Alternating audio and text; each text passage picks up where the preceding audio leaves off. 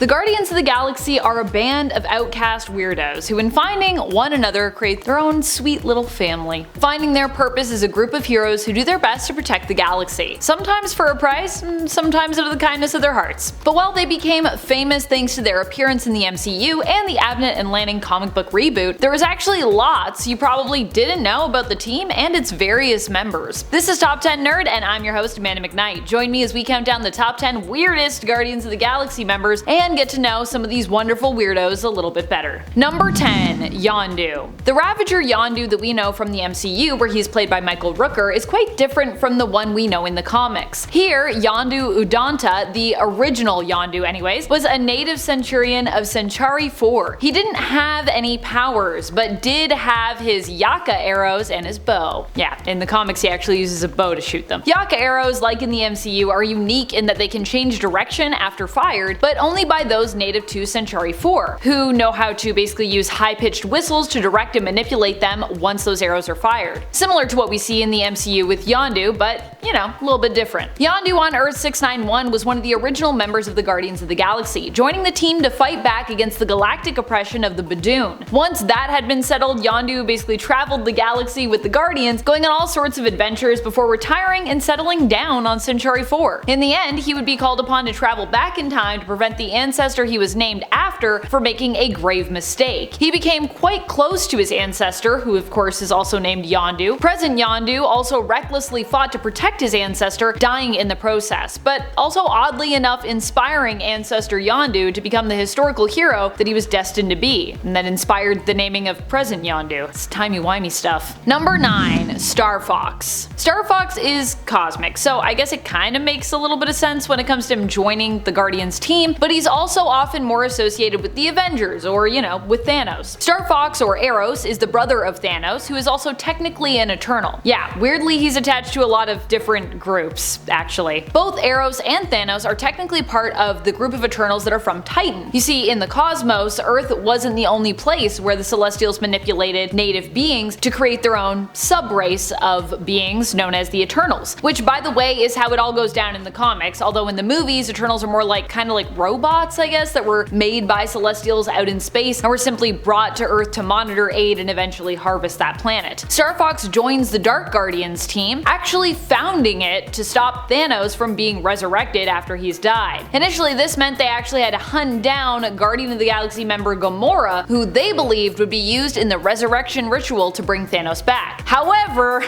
it turned out that it was Starfox that was wanted for that ritual, not Gamora, prompting Gamora to kill her adopted uncle, as she too wanted to prevent Thanos' return. And friends, before we move on to this next spot, if you are loving this list and you want to show us some love on another platform, head on over to Facebook where you can give us a like and a follow. Thanks. Number 8. Groot. Groot is definitely one of the weirdest characters, like, on paper when it comes to the Guardians. He is a sentient alien tree who is known to only speak the words "I am Groot," though often with various different meanings, of course, behind those 3 words. In the comics, Groot is from Planet X, where there exist other Flora Colossi like him. However, Groot here was known for being an outcast who cared more about the maintenance mammals of that planet than his own tree brethren. As a result of choosing the maintenance mammals over the other Flora Colossi, Groot was exiled from his planet and so set out to explore space, eventually joining the Guardians of the Galaxy. In the first, now retcon comic book appearance of Groot, he was actually a villain, although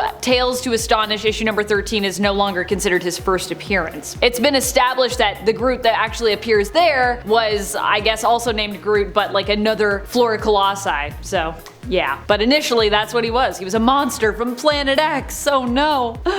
It's okay, he's not a monster. We love Groot, right? Number 7. Major Victory. Major Victory is also known as Vance Astro, or Major Astro. While he has a counterpart on the Earth 616 reality who is known as Justice, the Vance Astro of Earth 691 from the original Guardians team actually existed before his main continuity counterpart, so he could actually be considered more the original version of that character than even the main continuity version of that character. Vance Astro was a member of the US Air Force who ended up becoming an astronaut. one of the first astronauts to be shot into space. He was sent up in suspended animation, but by the time he arrived at his destination over 1,000 years later, it turned out others on the planet had basically beaten him to colonizing it.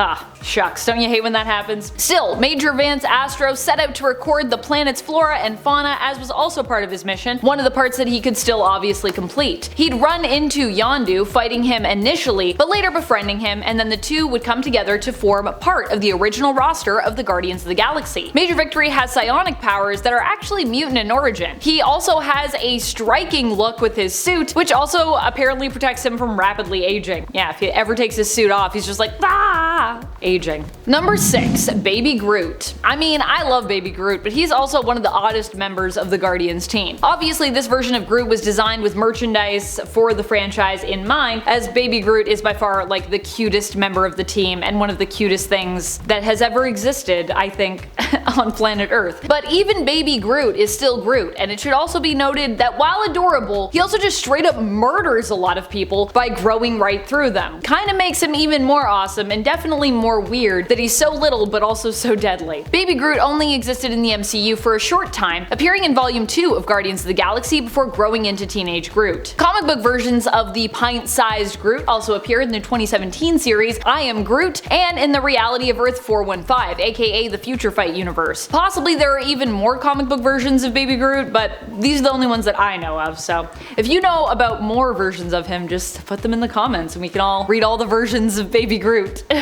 Number 5, Angela. Angela is a weird but ultimately very cool character. She has had a long history when it comes to comics that actually started even before she showed up in Marvel. Initially, she started out in Spawn, where she was an enemy of Spawn due to her being an angelic Hellspawn slayer. However, Neil Gaiman fought for the rights to his work on Spawn and basically ended up as such winning back the rights to Angela. He then sold that character to Marvel Comics, and she ended up making both appearances in Gaiman's own Marvel alternate Earth of 1602, as well as the main continuity, where she was basically established as Thor's lost sister. In a weird turn of events, Angela now has an established history with the Guardians of the Galaxy team, being considered an ally, friend, and at one point even a member. They accompanied her on her first trip to Earth, she helped them fight against Iron Man during Civil War II, they helped her to get her demonic baby sister, who also of course is Thor's baby sister, to the safety of heaven, and at one point also fought to free her when she was in prison. So yeah, they have this weird long relationship that I'm like so here for. Kinda random, but also Angela is also quite cosmic, so I guess not so random, because everyone that's from Asgard is both like magical and cosmic when you think about it. Best of both worlds. Number 4, Drax. Even though he's considered one of the most famous members now, especially thanks to the success of the Guardians team via the Marvel Cinematic Universe, Drax is still a super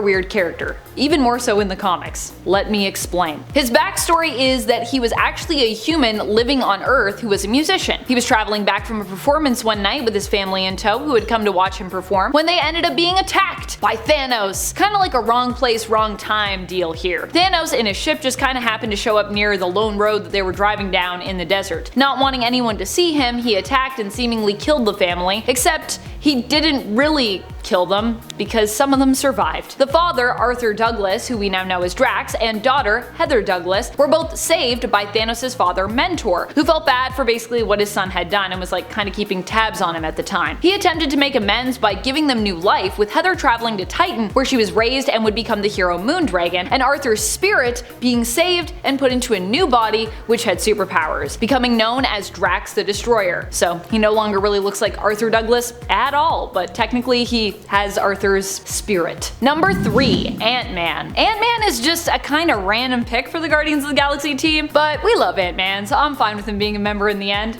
I just love Scott Lang, he's such a fun guy. For the purpose of this list, by the way, when I do say Ant-Man, I am talking about Scott Lang, not Hank Pym or the infamous Eric O'Grady. Scott Lang ends up joining the all-new, all-different Guardians of the Galaxy team, which I will say has quite a lineup when it comes to the members and allies of the team. It kind of seems like a pretty cool book, actually. I haven't read All New, All Different, but I feel like now I need to after doing some research on it for this list. Ant-Man actually ends up on the team after stowing away on their ship because he wanted to leave planet Earth. The Guardians find him out, but basically respond to his stowaway attempt by simply inviting Lang to join the team. Number 2, Rocket. Rocket is somehow even more weird of a character in the comics as well in comparison to the MCU, which like, Rocket is a really weird character, so how can it get weirder? Let me tell you about it. Although even by the MCU standard of Guardians, he's probably one of the weirdest team members. Rocket Raccoon looks exactly like a Terra-based or Earth Raccoon, but claims not to be. When it comes to the MCU, we mainly know that he is a victim of intense experimentation, having been, and I quote, torn apart and put back together over and over and turned into some little monster. It is believed that Rocket had his intelligence greatly improved and as such was made sentient. However, due to the traumatic nature of the experimentation,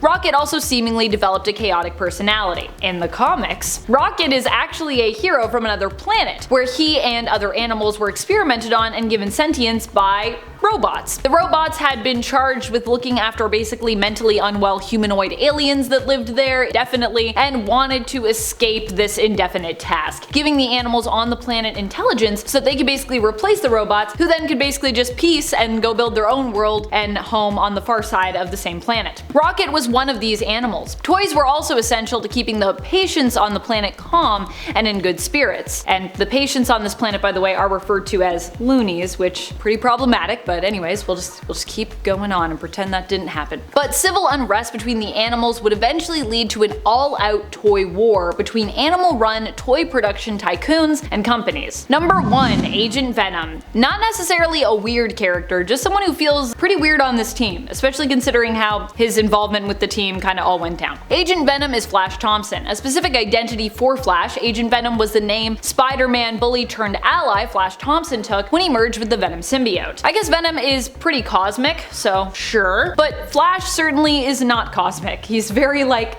street level as a person, or at least he wasn't cosmic prior to this, prior to him joining the Guardians. Flash joined the team and went along for a ride to Clintar, where the Venom symbiote reconnected with the Hive and basically was purified. And outside of that storyline, he really didn't do too much while on the Guardians team, which is kind of a waste of a character who is as powerful as Agent Venom. And then I'm pretty sure after that he was like, I'm gonna travel space and like be a knight. And yeah, it's a weird time. Who are your favorite Guardians members? Which Guardians team is your favorite? What Guardians from the comics or what aspects of comic book counterparts' histories would you like to see integrated into the MCU depictions? Let us know in the comments below. This has been Top 10 Nerd, and I'm your host, Amanda McKnight. Until next time, you stay nerdy, YouTube.